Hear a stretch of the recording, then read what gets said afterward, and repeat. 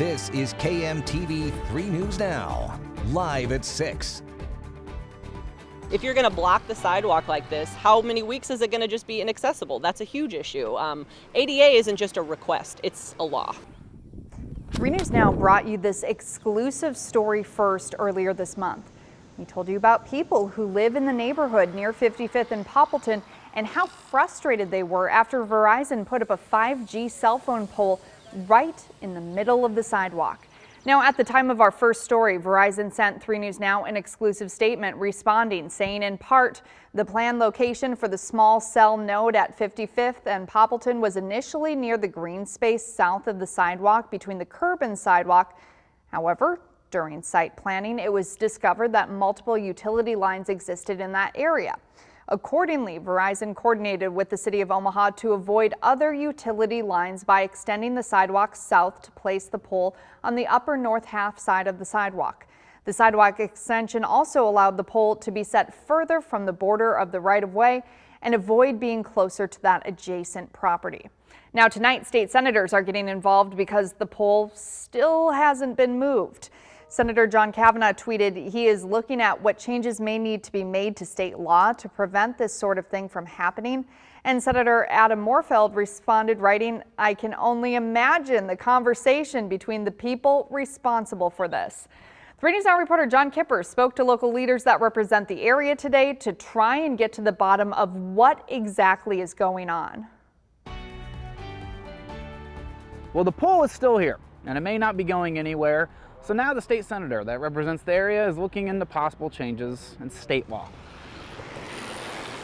Well, obviously, I would love to see it moved. I don't know if that's a realistic hope. I would like at least to make sure that this doesn't happen again. State Senator John Cavanaugh represents the Exarban neighborhood where the Verizon 5G pole is placed. He went and saw it last week.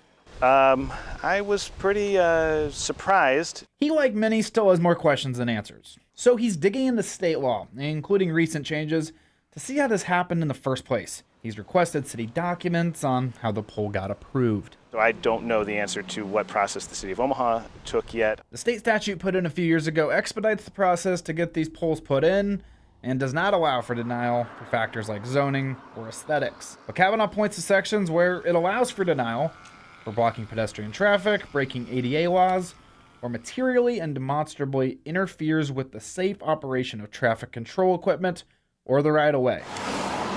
Well, Cavanaugh is searching for those answers, so is Councilmember Danny Bagley, who also represents the area. He's not pleased.